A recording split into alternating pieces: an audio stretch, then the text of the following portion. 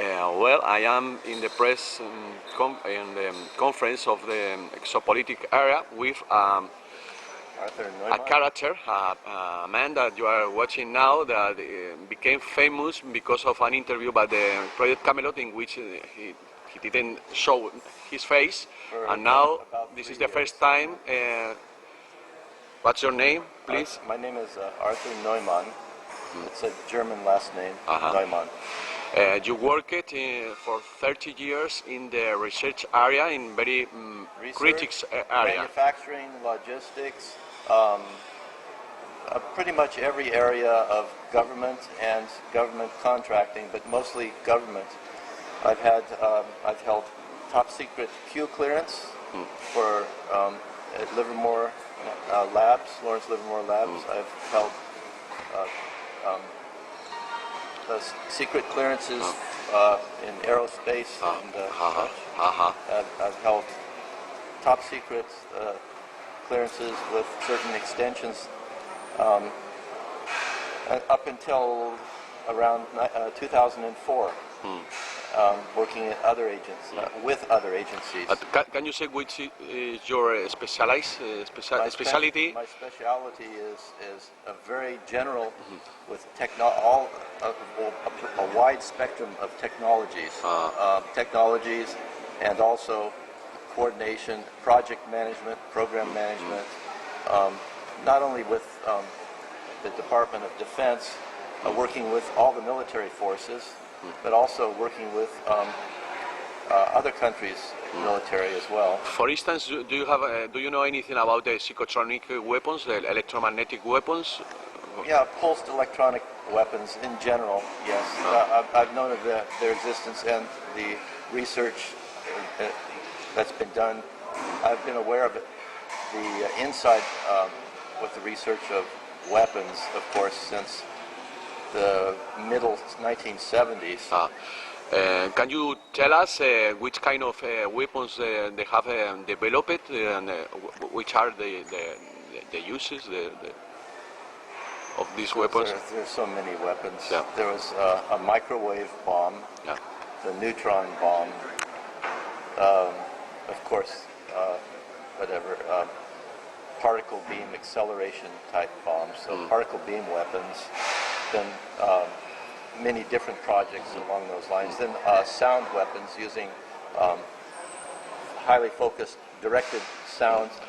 So, can you confirm us that this government has weapons in order to harass people, special people, critical people, in order to make them stressed and even make illness? Oh, definitely. Yeah? Yes, definitely, yes. There's many different technologies that are being used constantly, even in the cities, and as well as just for specific targets as well. So. This black helicopter that many researchers told us about, that is ruling above their homes.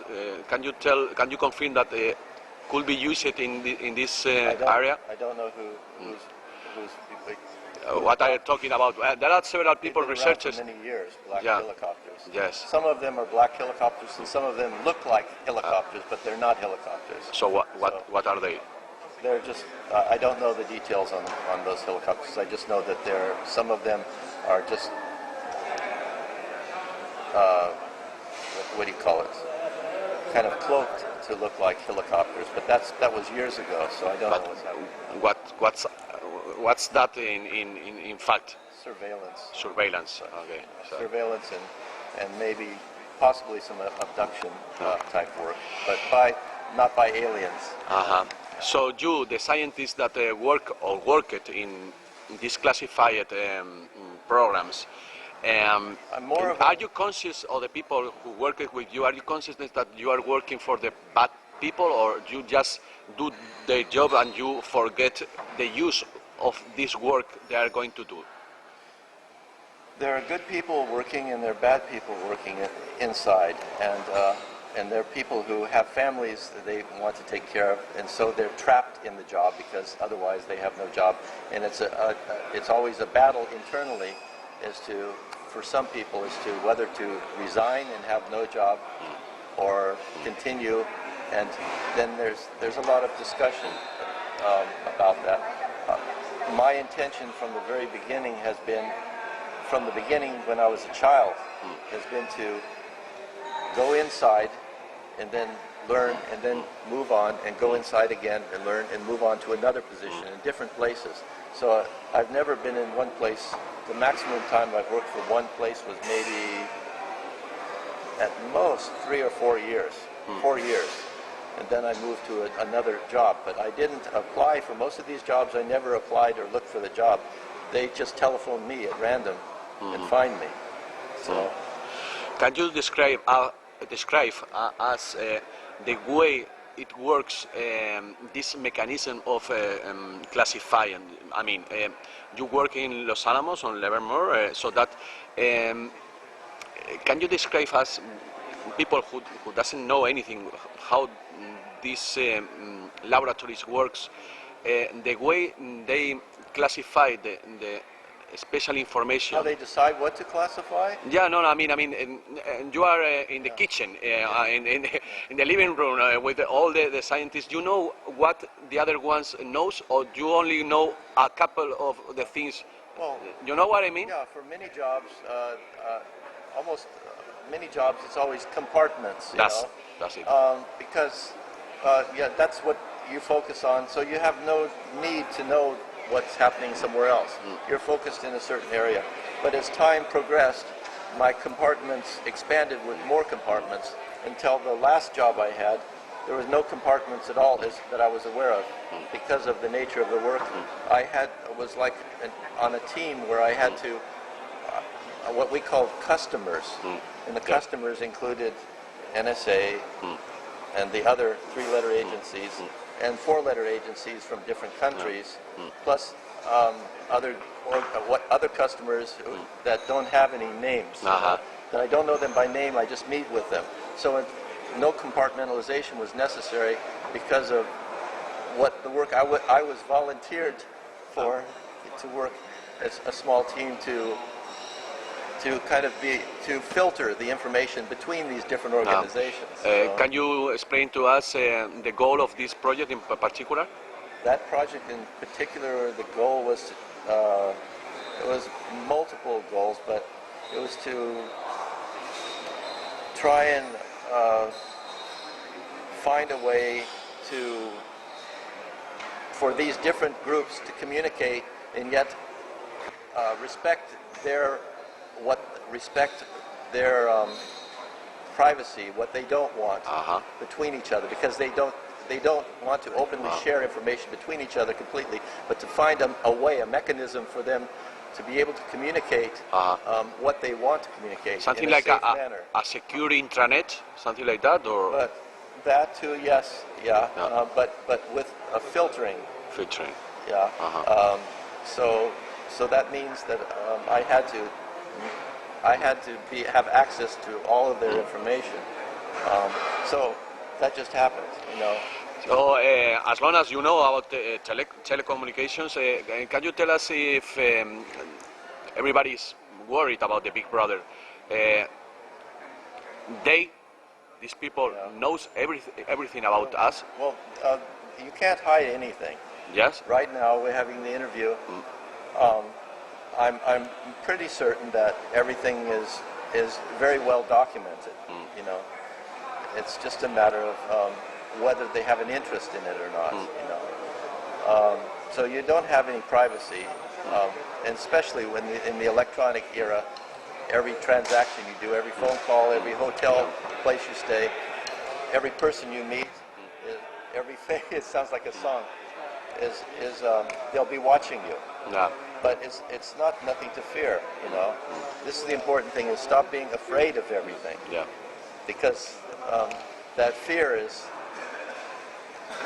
today what we need to focus on is the opposite of fear. It's to look forward and be happy about this baby that I spoke of that's being born, and celebrate the change and realize that there's pain involved in this change. And these black factions and such, these dark operations, they are very weak. They're very weak and powerless. Really? Yes, they're very weak especially if you realize, if you could understand that we're living in a galaxy full of worlds and people like you and me, basically, that have gone through the same experience as the people here on Earth, the same experience long ago, and this continuing thing, and they already know what's going to happen, but they're watching this change happen now, and they're supporting it and helping gently and quietly behind scenes. And if you are aware of that, then you don't have anything to be afraid of. Why are you so sure of that? Because I've met so many of these people. Tell us. I've met these people even before I worked, you know, and for other reasons which I'd rather not explain on video right now, because of where I come from as well. Where do you come from?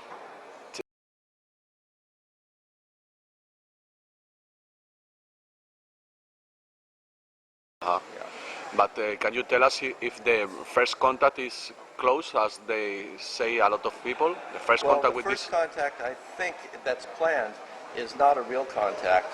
The plan is a fictitious threat.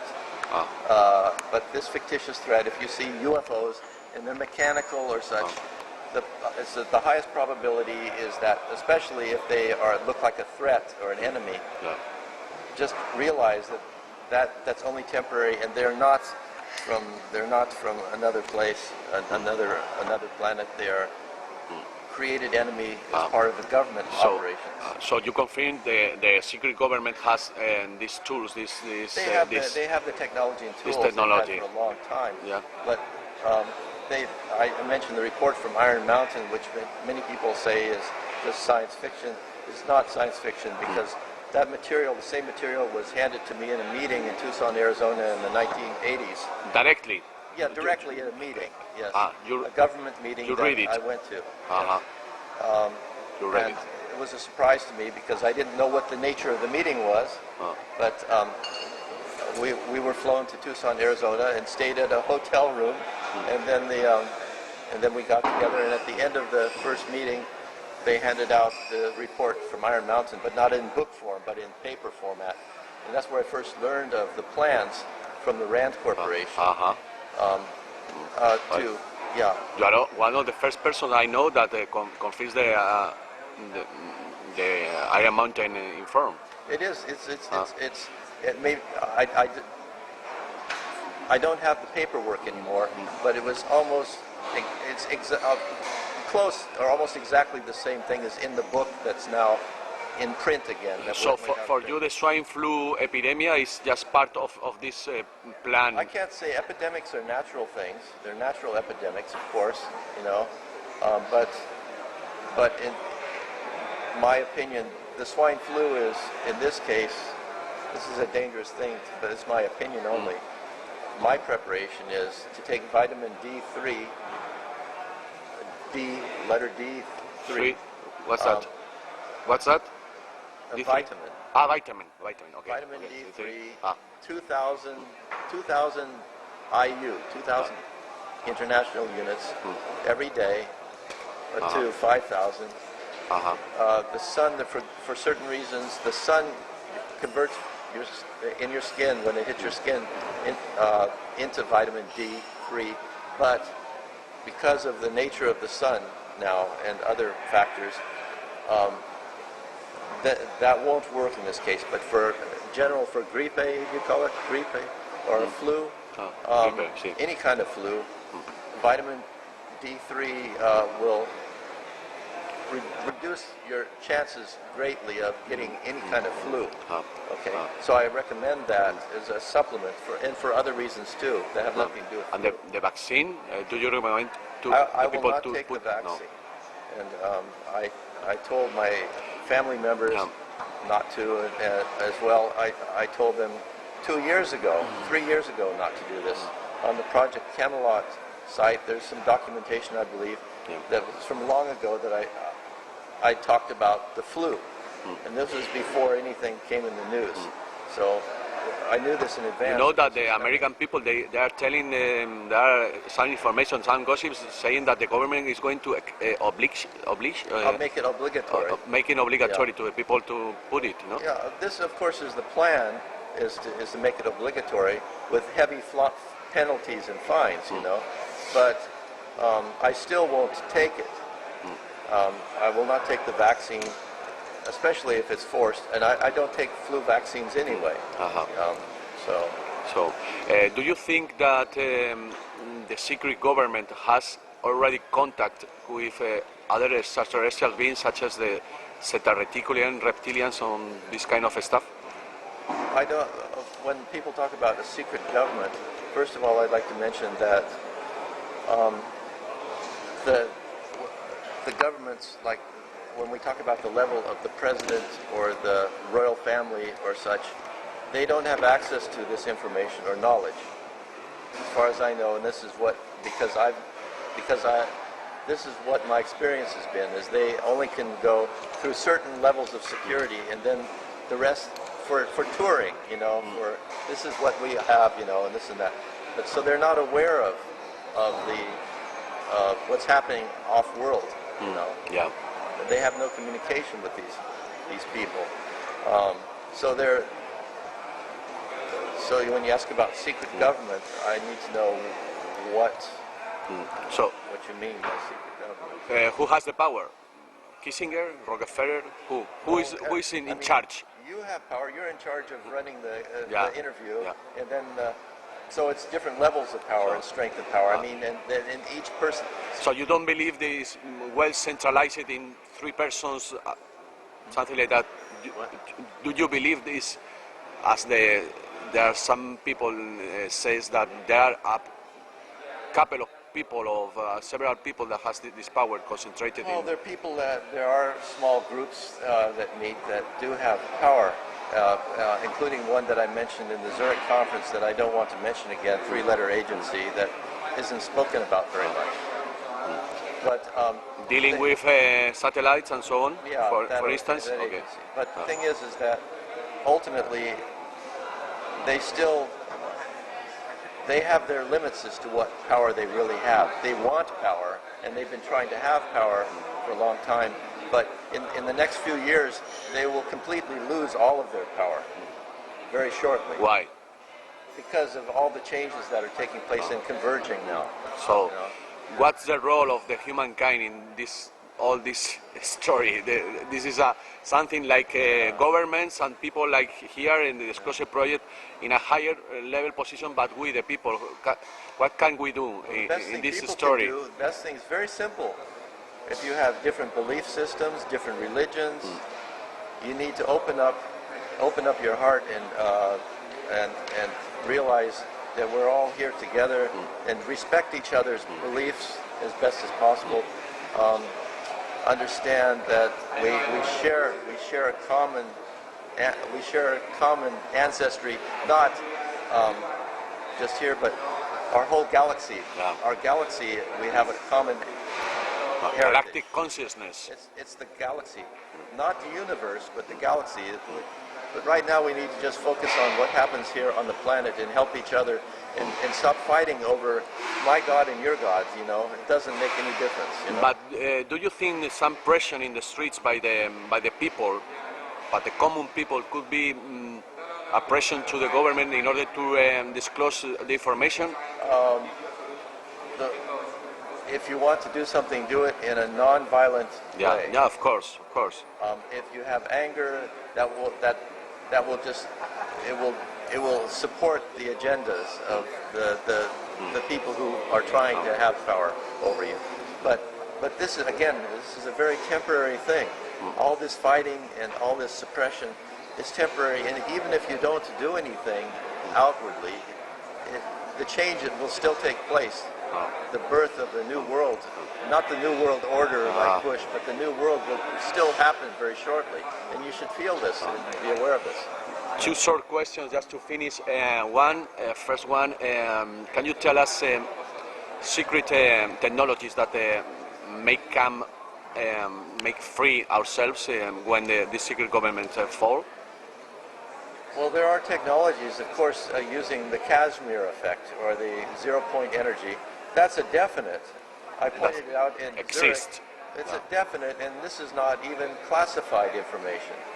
It's just you need to know where to go to see it. I'm talking about in government. It's not even classified, and neither is gravity shielding, which is similar to anti-gravity, but it's shielding. You take a material and you put it here, something above it, and it lessens it shields the gravitational force. This technology exists, and there are places you can go. You can go to XXX, .lanl.gov, Los Alamos National Labs.gov. Go to that website, xxx.la, and then do a little search. Dig through their archives, their physics archives. So we can have flying saucers in a short period of time. Yeah, using it. You can have that. The thing is that we need to balance all this technology that is available or can become public. We need to first work on the spiritual and the sociological problems. But where are the plans, the maps to do it, these flying sources? Do you think it's going to be released such as open source software? Could be a Linux way of creating flying sources? It's going to be released from many different sources. Yeah. Just from people probably here in the conference even today. There are people who are working on these. Really? As businesses that are coming forward. Businesses? Yeah, as their own new businesses. Okay. And so it's slowly coming. Brian O'Leary, for instance, is in this field. Brian O'Leary, your friend. He's in this business. Well, I don't know what he's doing with the machines or anything, but as far as zero-point energy technology in its best form, I could describe it as you can have just a small little box that looks like this, and direct conversion into electrical energy or whatever you want, and there's no moving parts, no mechanical spinning magnets or anything like that. It's so simple that it looks like magic. Yeah. And you just do that, and you can power with the correct wiring. But what's the key of the zero-point energy? What's the key to create it?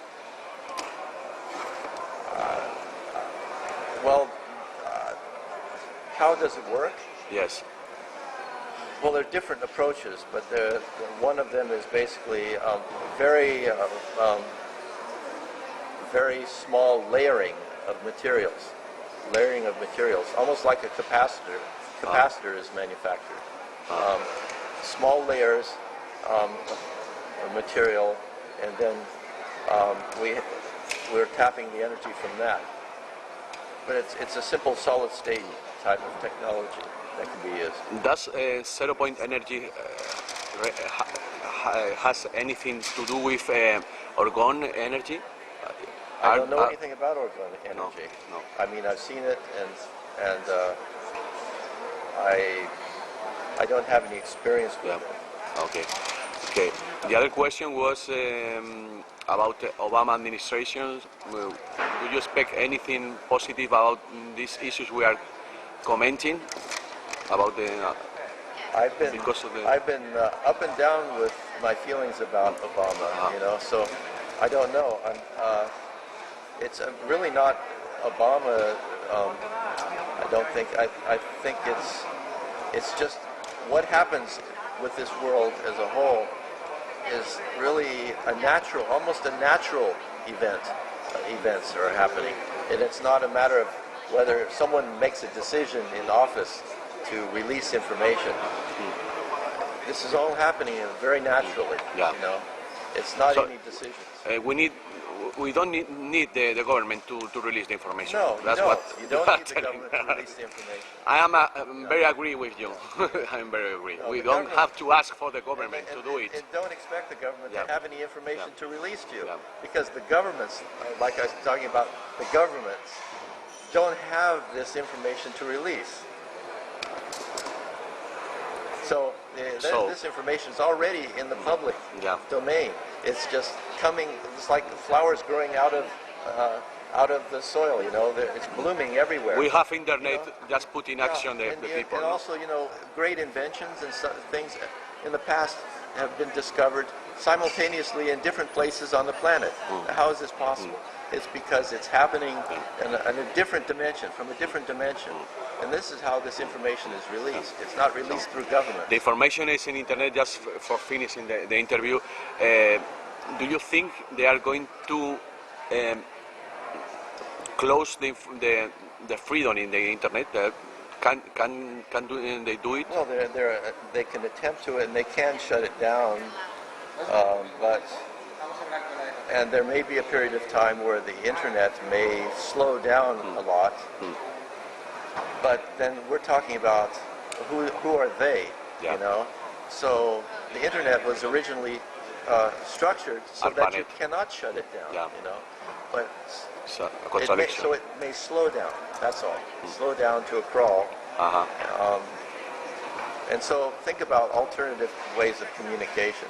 But a new form of communication will come in a few years where you won't need internet anymore anyway. Which one? Telepathy. Something like that. That's it. And that's it. And people will it will be a natural thing too. Heart communication. Yes. And that's what's happening at the conferences. People will experience this, you know.